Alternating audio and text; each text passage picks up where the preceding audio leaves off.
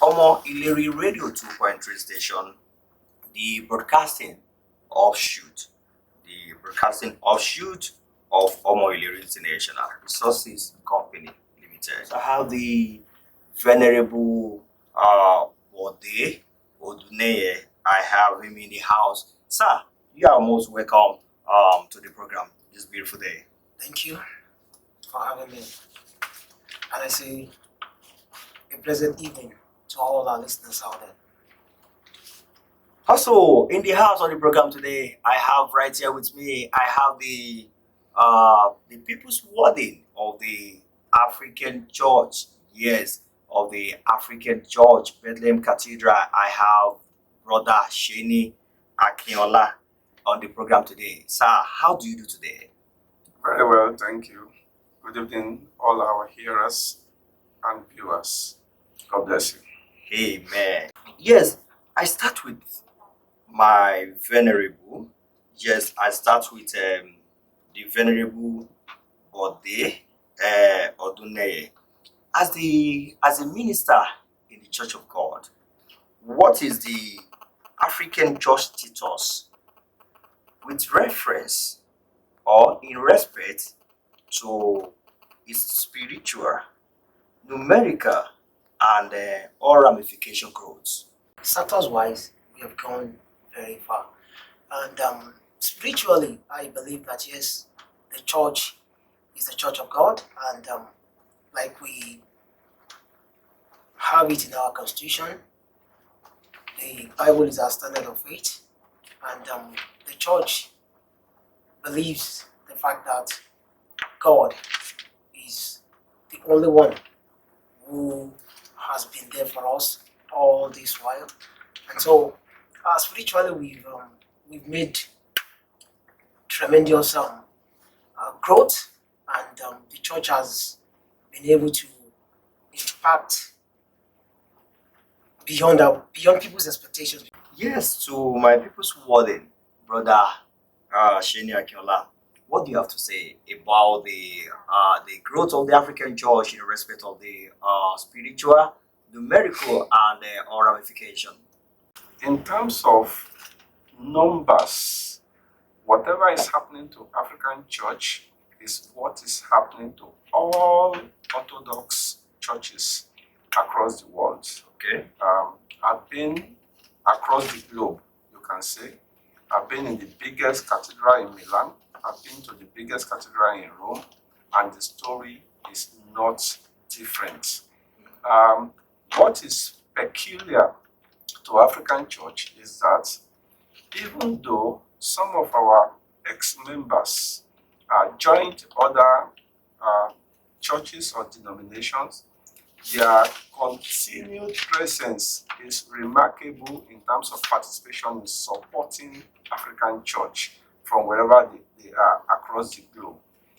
This has significantly helped African church to sustain its growth and membership. Thank you so much. What are the responsibilities of the minister of God in the African church?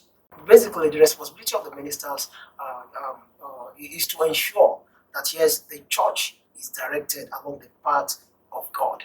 The church is giving that spiritual guidance to be able to make heaven in the long run. That is the spiritual. That is the responsibility per se. All right. Thank you so the much, sir. ministers. Thank you, sir. I take Brother Sheni Akinola for the laity. What are the main responsibilities of the laity members in the African church?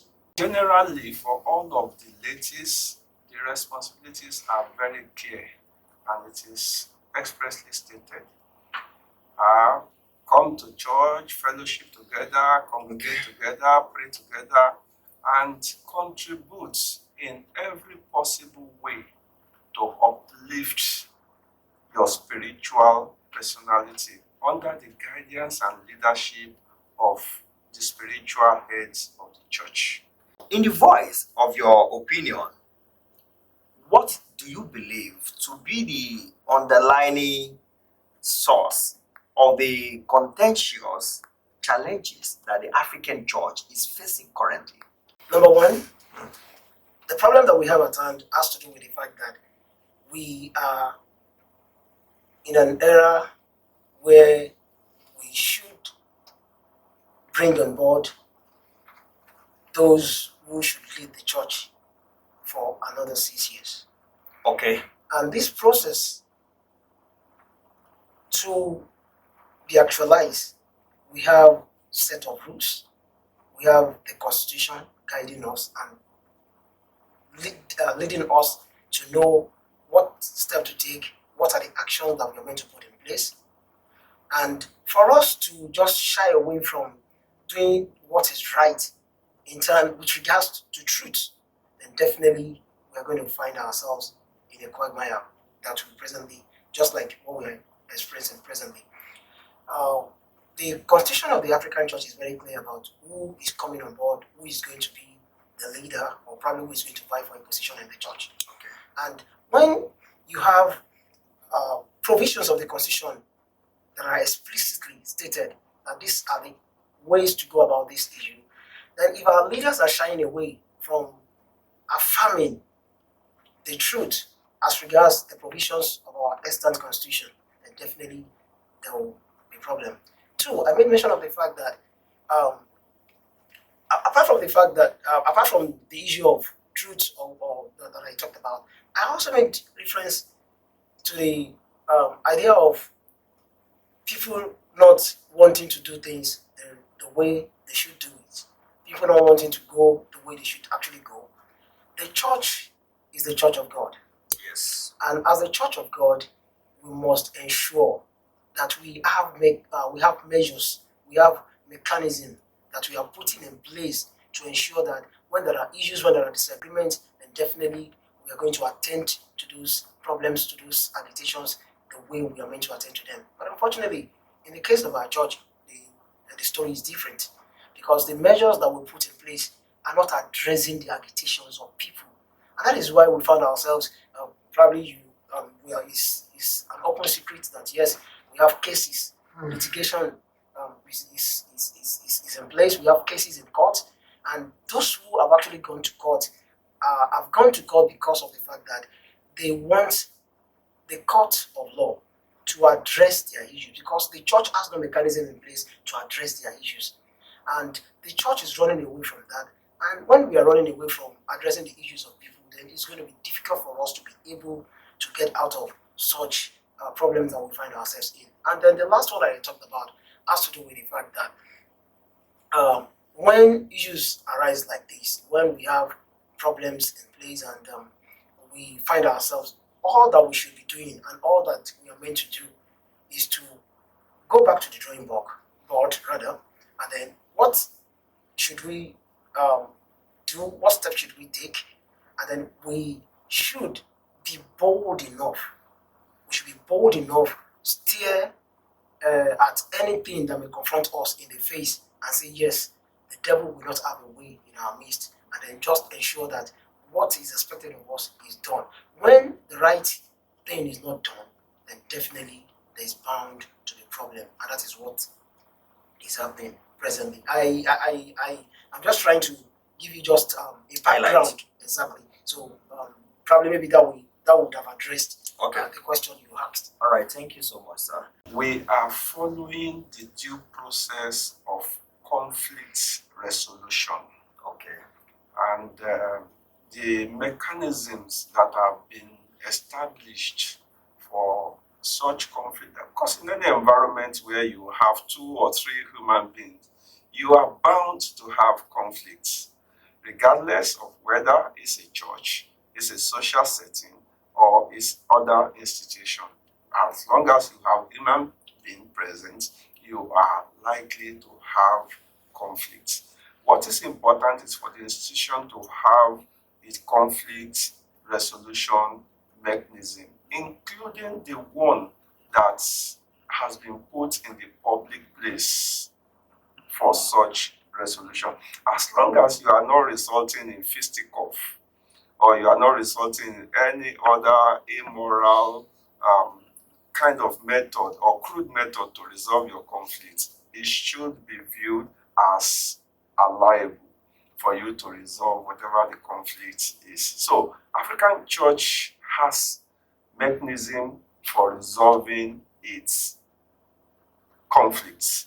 So, like I said, it's not the first, and we have crossed even bigger conflicts in the past. And this one we will cross because it's just a little strong.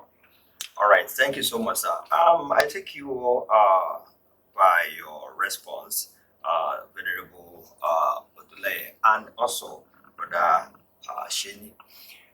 You made mention that in order to resolve this conflict, that is the reason why the adopted mechanism was in place. Correct. Am I right? Correct. As a church of God, because we gather the information, general view and opinion of the majority members of the church that such adopted mechanism to resolve this conflict is not supposed to be in place as the church of God, of which um, majority of the members of the African church expect the ministers and some members of the laity should be able to sit down and see how these should be solved amicably than taking it to where the situation is currently.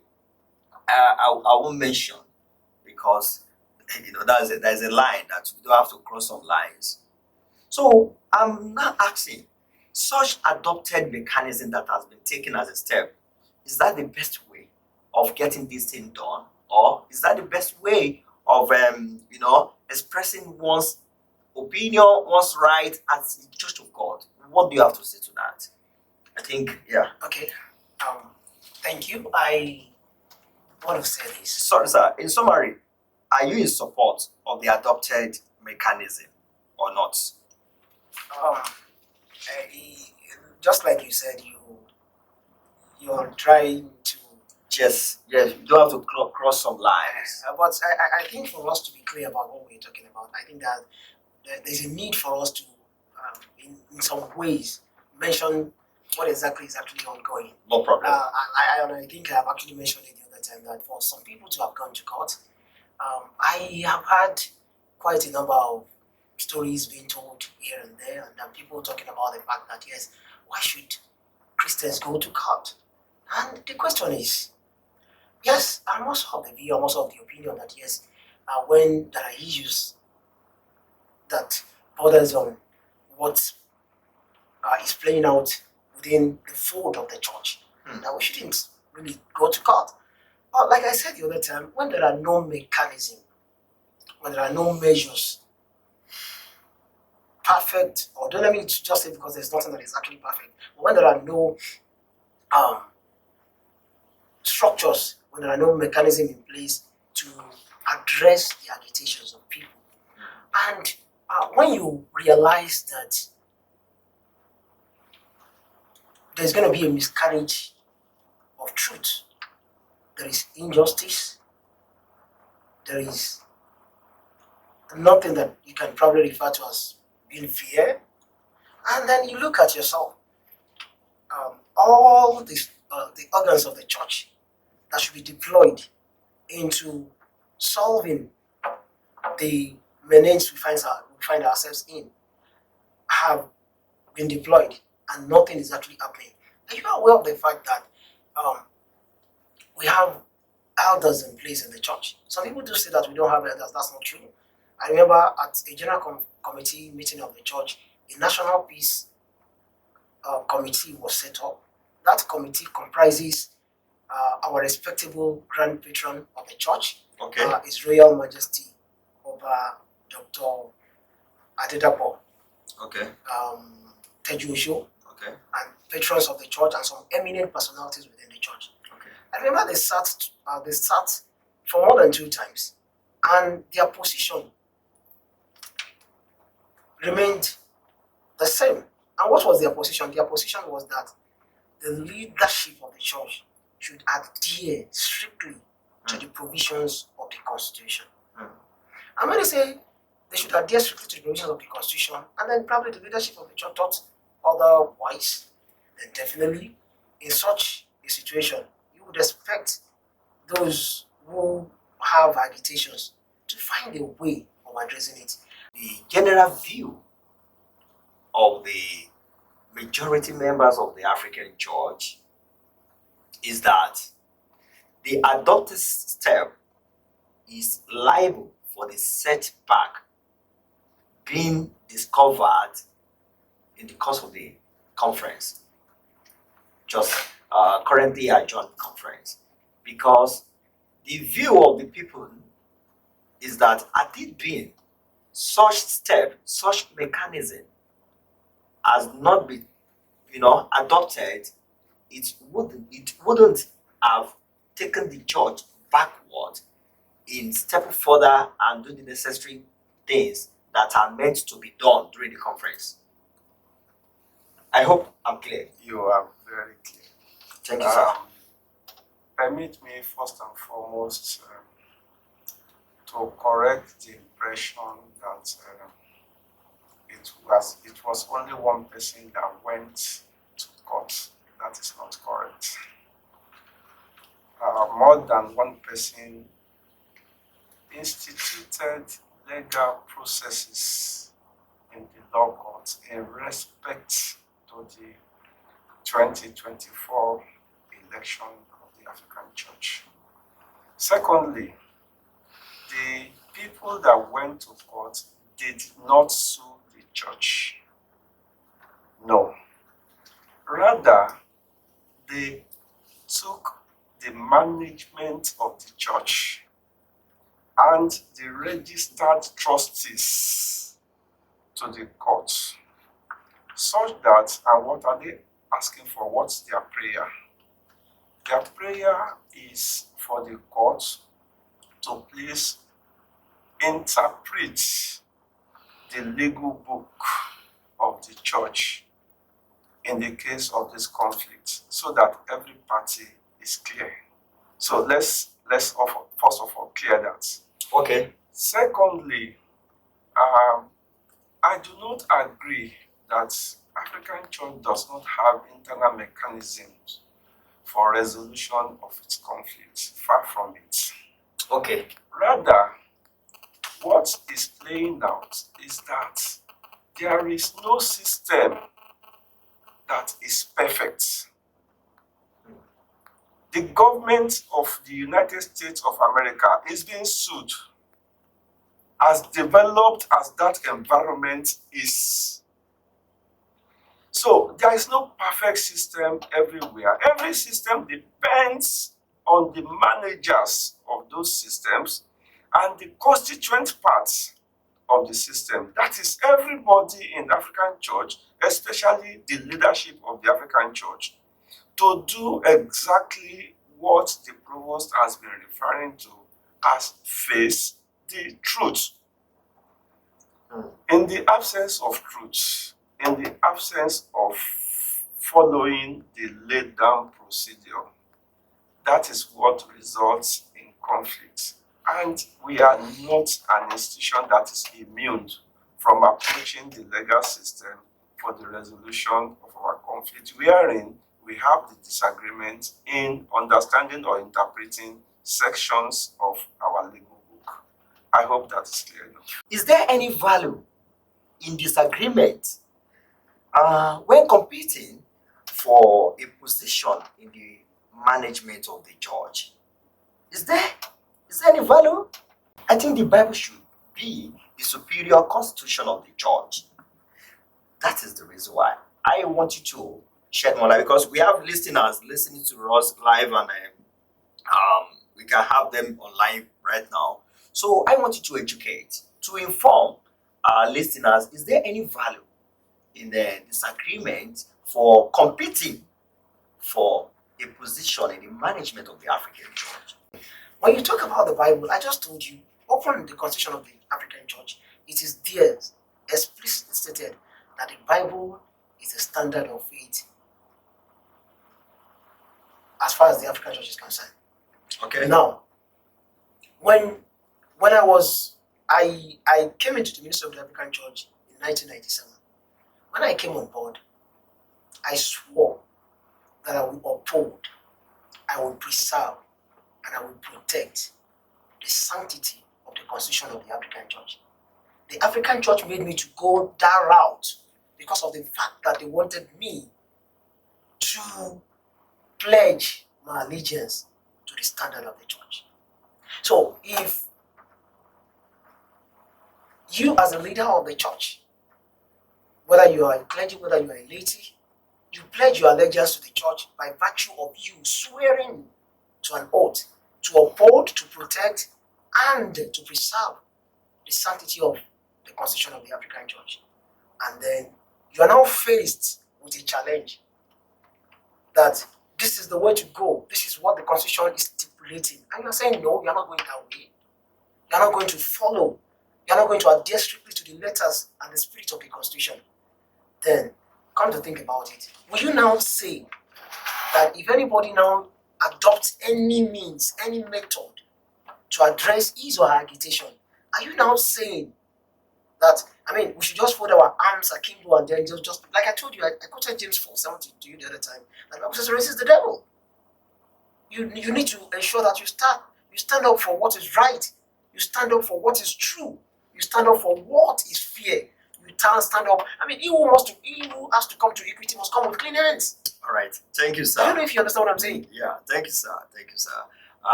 Brother Seni Akinola, there was an impression going on regarding the current situation about the fact that the Constitution stated that. But the impression of the general view of the African Church currently is that there was precedent. There was precedent during the incoming of the current management officers. There was a precedent that such precedent has happened, and no any objection to that. That's why this time around there is a kind of emphasis on the constitution now. Why such has happened in past, and what do you have to say to that? Because that's the current impression. I think the scripture is very clear. Sorry, sir. Do you affirm that there was precedent of such? Because we got an impression that there was precedent of There such. has been several precedences, not one, not two, not three. However, this scripture is very clear. We cannot abase in sin and expect what? The glory of God to continue. Never, never, says Paul. Okay. When it is time, it is time. When it is time, it is time. The youth of African church are willing to turn African church around. That means it is time. They do not want you to say, do as I say, and not as I do. All right, thank you, sir. We have a message. Yes, we have a message from our listeners out there, and which I need to direct to guess that what gives them the assurance that the court will give favorable judgment as expected to them. What would they do if they are sent back home to go and settle their differences? What do you have to say to that?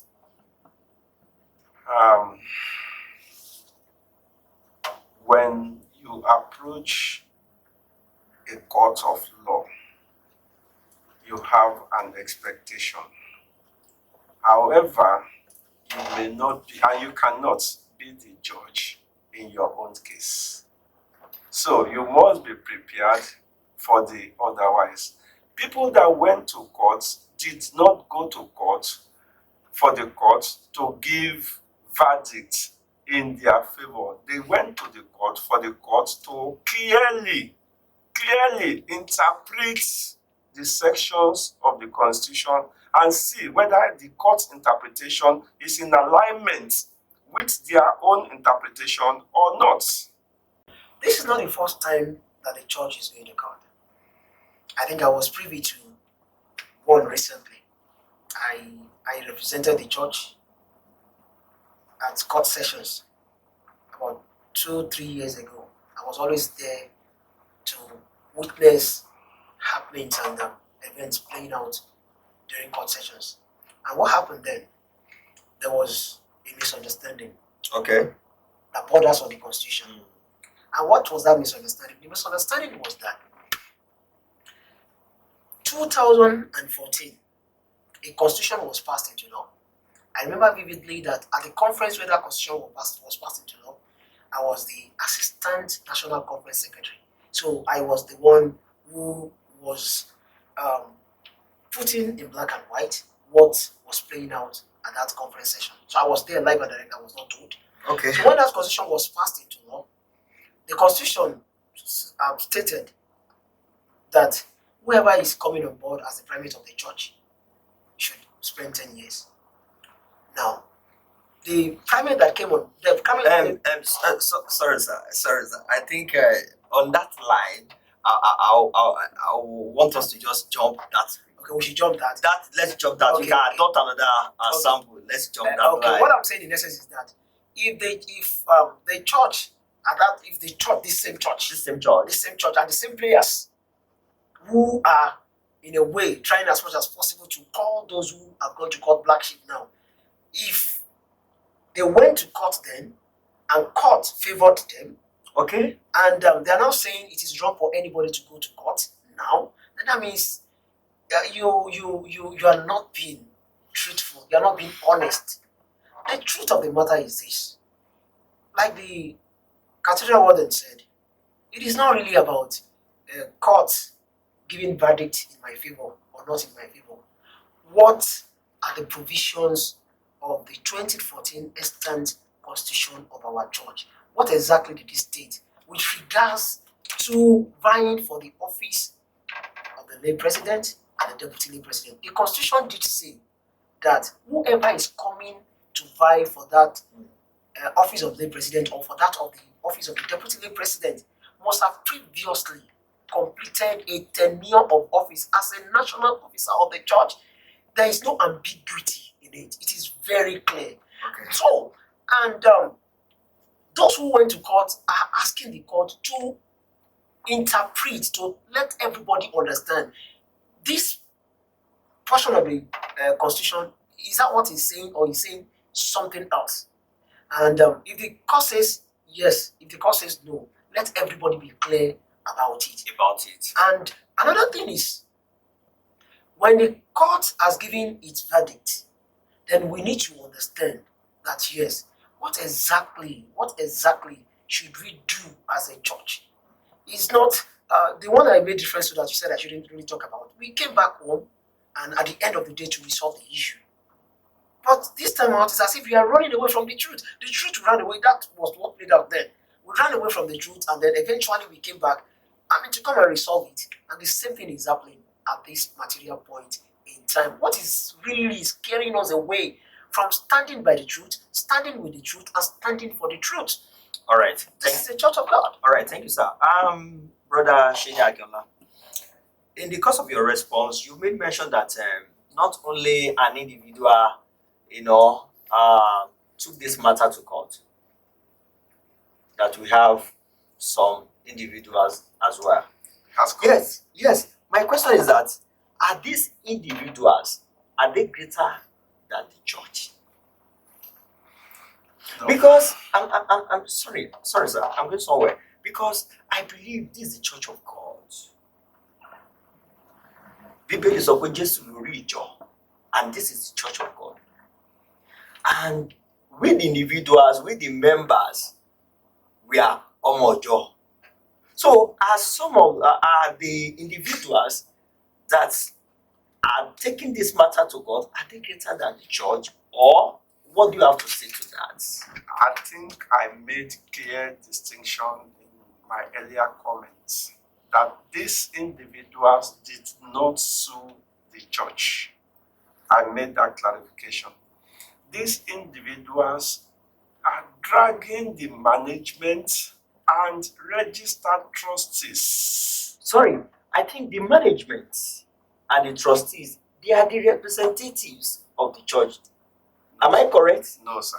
Okay, they are not. Legally, these are the two bodies that sit in the quote and unquote person position of the church.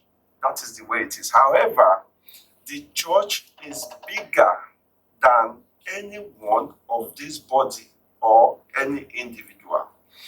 And the church is made up of several numbers of people with divergent opinion on numbers of issues which may not be in tandem with that of the management or the registered trustees. What is the wish?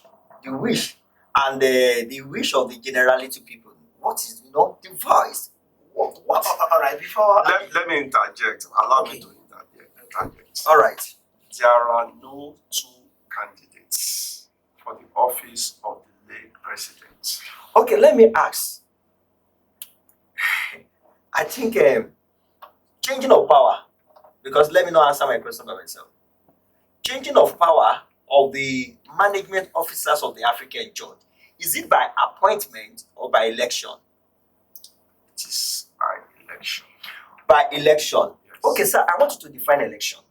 Okay. Is it when we are having election, is it one person that will come or we have several candidates, several qualified? Because I'm going somewhere. It All right. will be one person. Sorry, sir, It will be more than one person. Okay, I'm going somewhere. Let's be clear. okay, Now, again, my question is that transferring of power of the management officers of the African church, is it by appointment or by election? It's by election. By election. Yes. And how does an election being done?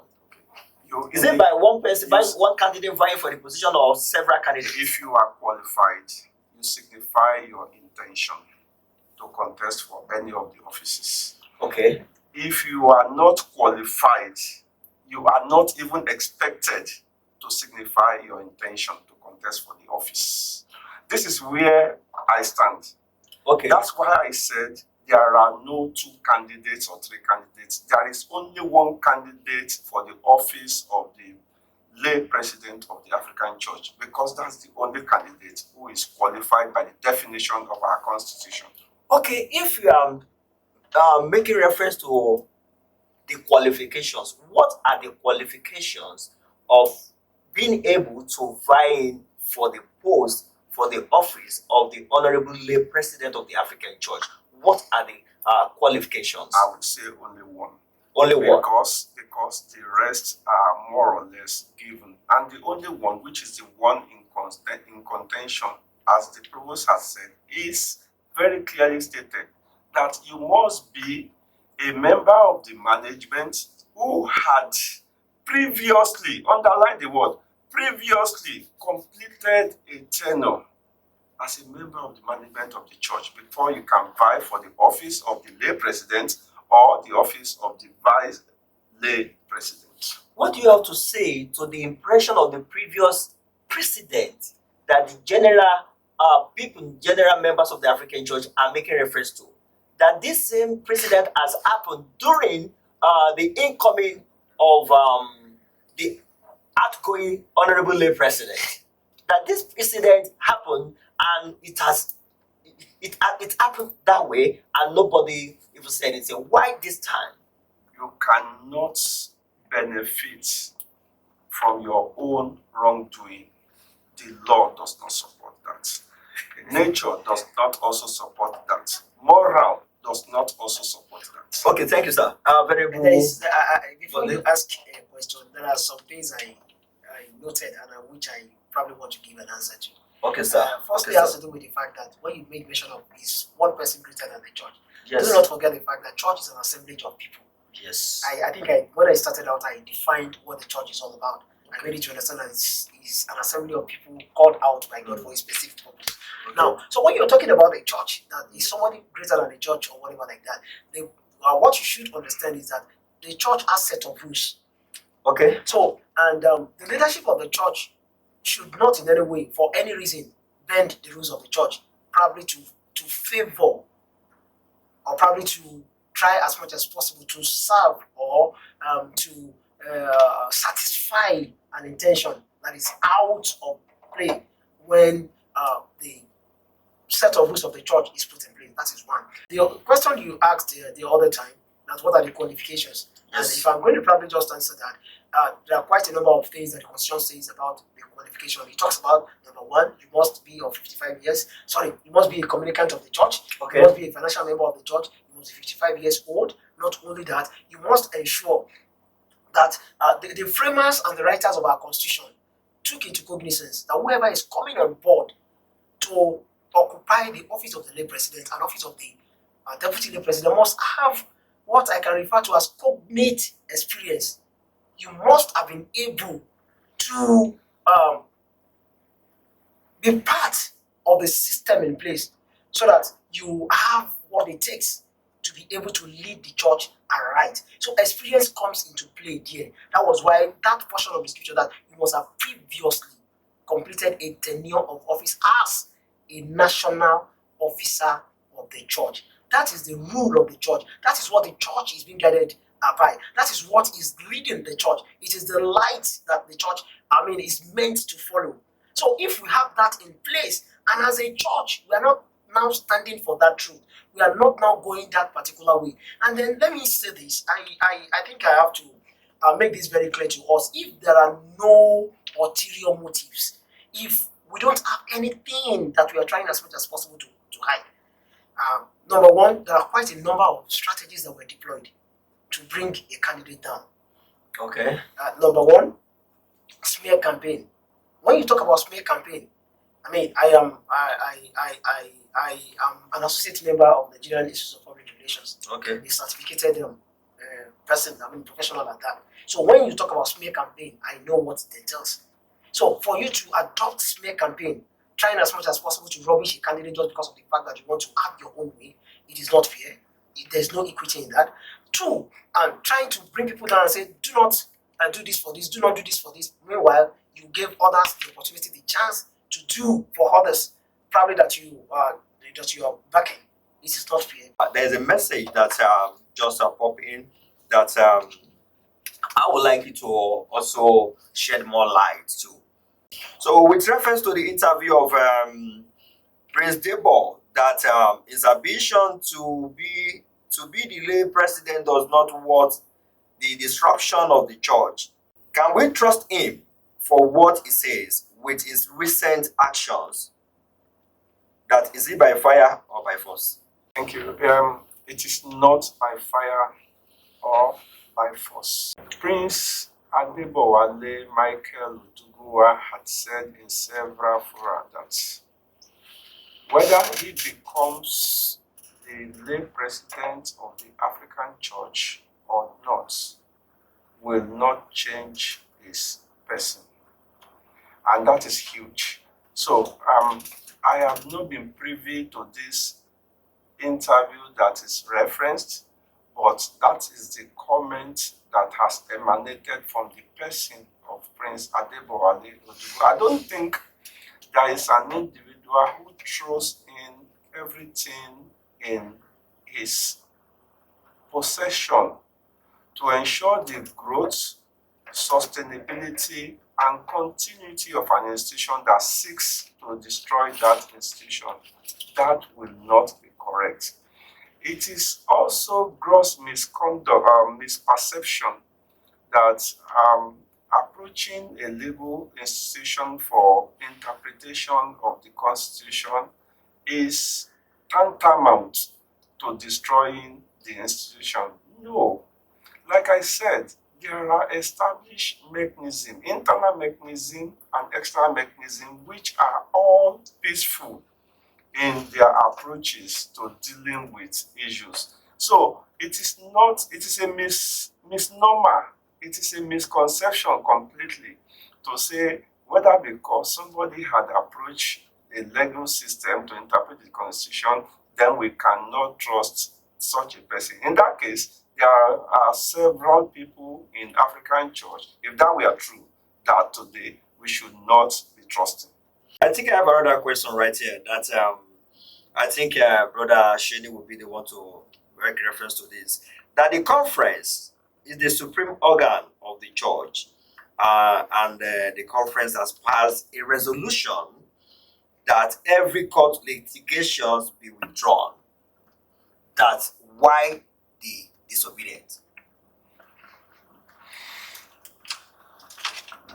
Thank you. As a church of God, since the conference is the supreme organ and the organ of the church, and the conference has passed order that such action should be done, and to the moment it has not been executed, what do you have to say? This is one of our listeners that is just sending a message. When trees falls upon trees, you have to start lifting from the very first one, the top one.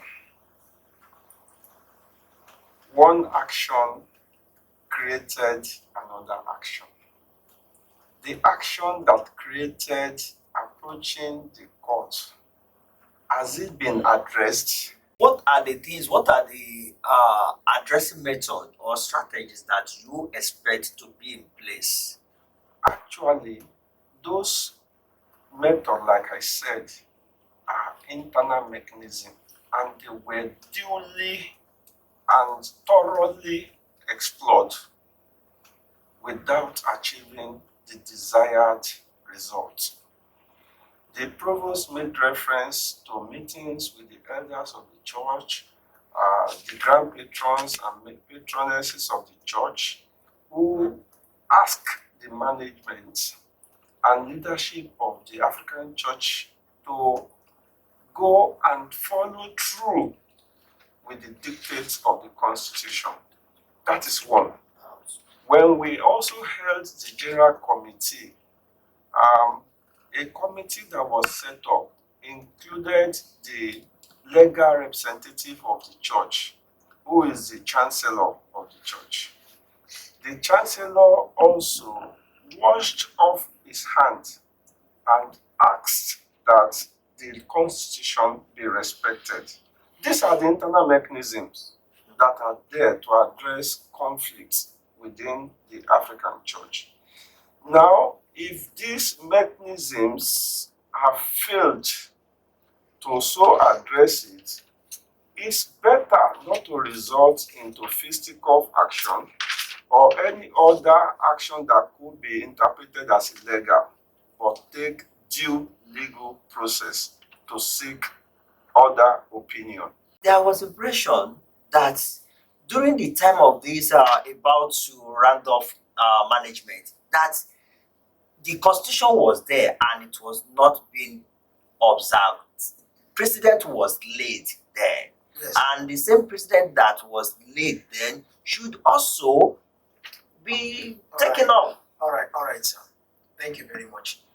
I think I should throw back the question to you, sir. Okay, And I will be asking that, yes. I think I'm the uncle. Now, the fact that you made a mistake once Okay, doesn't mean you have to be making it every now and then. My revised cathedral warden did quote a portion of the scripture to you the other time. He made reference to Romans chapter 6, verse 1. Should we continue in sin? That's the Bible. That grace, okay. So the Should precedent made there was a mistake. it was an error. And that error that was made at that point in time, if let me say this to you, it was actually raised, but those who should fight for that cause did not, and it only affected not all the offices that were vied for then. It only affected the office of the lay president, and yes, that error was perpetrated at that material point in time. Doesn't mean as a church are we not meant to be going after the truth and doing what is right at all times. So when we now discover that it was an error, that it was a big mistake on our part to have gone that particular route, are we now saying that we should continue to perpetrate that error? Shouldn't we correct it as true children of God? All right, thank you, sir. Brother Seni, there was another impression, the view of the generality of the people, that this content of the constitution that you are referring to, that yes, obviously the contents are being stated there, but at the same time, the vying candidate form for the eligibility, that there are all other contents that was stated on that form, which have to what duly, be observed to evaluate the eligibility of the candidate. This is, the content was what enabled the other candidates to vie in. So what happened there? Is there anything like human error? There was no error in this case. Okay, so the on the form there was another content for eligibility. Am I right? Let me first and foremost correct an impression. Okay, sir. About the use of the generality of the people and these opinions. It is a few people that are keeping this kind of view and opinion. And now to address what they reference is another section of the Constitution. And if I remember correctly, and Provost can correct me if I'm wrong, I think they are referring to section 126.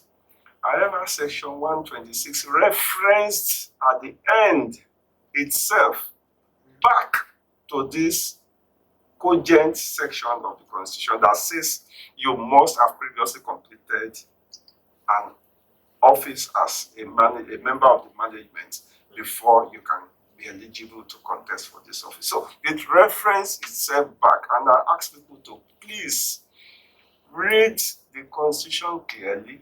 When they don't understand, they should seek interpretation from legal minds about what the rules are saying, and then do everything possible to respect the tenets, spirits, and contents of the Constitution of the African Church, and we will not be where we are today. Before we draw the curtain right here, I think I will take our brother Seni Akinola on this question, why we now call it a day on this segment. What kind of mood would the African Church Founders Day anniversary have if this controversy continued? Thank you. I think what we have been seeing. Sorry, the anniversary, the Founders Day anniversary is when? 13th of October.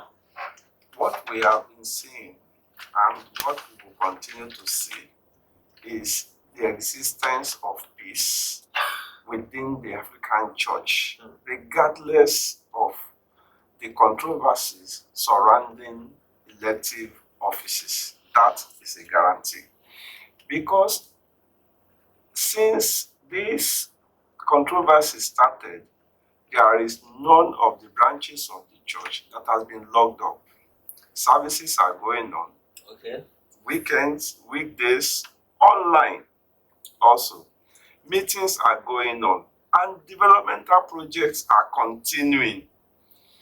The conference also extended the tenure of the current management in order not to create a vacuum. So there is no vacuum in leadership of the African Church today. So every programs and events that has been lined up will continue. And like I said, this is one of the winds that usually blows, and is going to pass, just like the previous ones. All right, thank you so much. Before we draw the curtain, Venerable, there was a words of peace and words of advice and words of comfort, and if you want this church to experience peace, please follow the path of peace. And what is the path of peace? Stand for truth. Do what is right. What is right is staring at you in the face. please, for goodness sake, please, for Christ's sake, please, for the peace of the church, toe the path of truth and allow peace to reign. And when you do that, surely you experience the peace of God in your life as well. Thank you. All right, thank you. A big thank you to all our listeners. Right here from our guest, Brother Seni. Thank you so much for coming. And be the first time we are having you right here in Omo Lady Radio 2.3 studio. What do you have to say about Omo Lady Radio 2.3? I am. It's fantastic. I am impressed. And please keep it up. Thank you so much. Thank you, sir. Also, for everybody, this is the first time we're having you right here on the Omole Radio 2.3. What do you have to say? Well, I will say the sky should be your starting point. Try as much as possible to ensure that yes, you hard up to what you're doing, and then before long you'll see that God will take you to a height that is beyond your expectation, and that will be your portion in this place. Amen. Thank you so much. Thank you so much. To everyone out there who has made this our program possible, we appreciate you. We thank you so much, all our listeners around the globe. Omo Radio 2.3 station providing our listeners around the globe outlet for creative skills, and also is another platform whereby we promote the talent of our youth in the Christendom. A wonderful platform indeed. Keep listening to Omo Radio 2.3 station, your ultimate connection to the world. Thank you so much. I remain Sam Olakule. Thanks and bye for now.